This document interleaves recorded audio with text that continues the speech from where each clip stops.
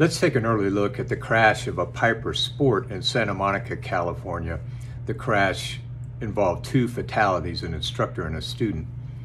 The instructor and student took off at Santa Monica and made a right-hand turn and flew up the coast. Reports vary, but it seems like the student was on either his first or his second orientation ride. They flew up the coast towards Malibu and then turned around and flew back towards Santa Monica. In the course of that flight, they executed a couple 360 turns. Whether or not they were practicing maneuvers or just doing sightseeing is unknown. As they approached Santa Monica, a King Air 350 was departing.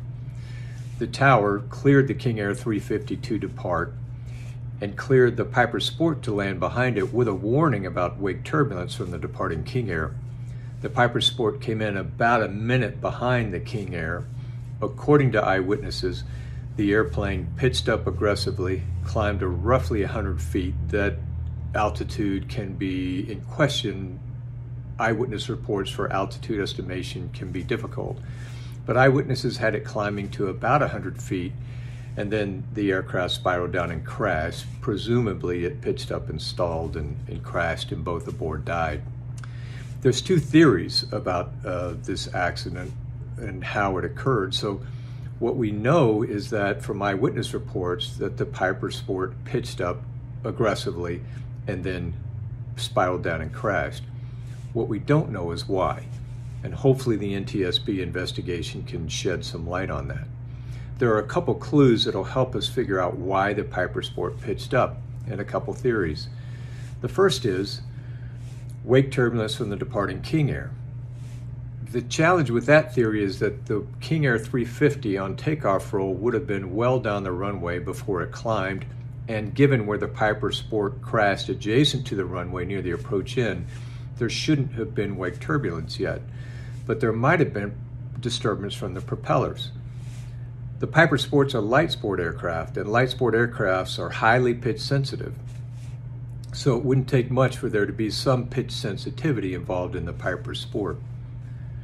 That's the first theory that about why the airplane pitched up aggressively, and not necessarily that it pitched up from the wake turbulence, but pitched up from an aggressive reaction to the wake turbulence as the PiperSport came into land. The second theory of why it pitched up is based on some audio that we can get from liveatc.net. We can hear what appears to be someone in the cockpit saying with an increasingly panicked voice, "Let go, let go, let go." After that, the airplane spirals down and crashes.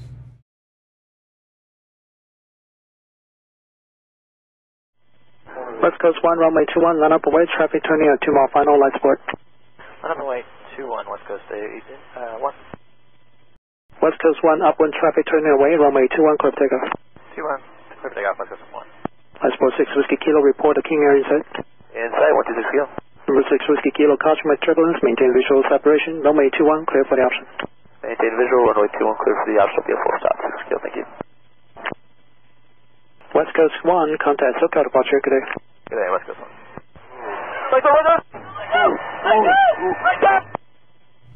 So based on that cockpit communications, it could be that someone inside the cockpit, presumably the student, panicked for some reason, grabbed the stick. The PiperSport has a stick, not a yoke, and pulled back aggressively, and the other person in the cockpit, presumably the instructor, simply didn't have enough time or enough force to overcome the panicked occupant.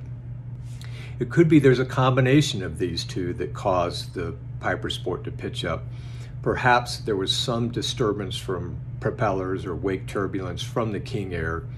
The winds that day from Santa Monica, when you account for magnetic variation of METAR and runway heading, appear to be pretty close to right down the runway at about 6 knots. So perhaps some kind of disturbance, some kind of air disturbance caused a little pitch sensitivity out of the PiperSport.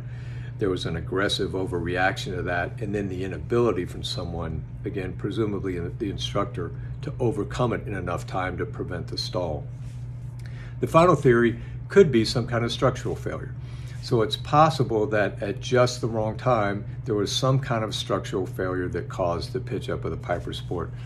That seems unlikely given the communications that we can hear from the instructor calling or presumably the instructor. Again, we don't know that for sure. We just know it's a voice in the cockpit calling, let go, let go, let go. That seems to invalidate any kind of structural failure that may have happened, but it is something I'm sure the NTSB will look into. We'll follow this accident and keep you posted on our various channels as we learn more. Thanks for watching.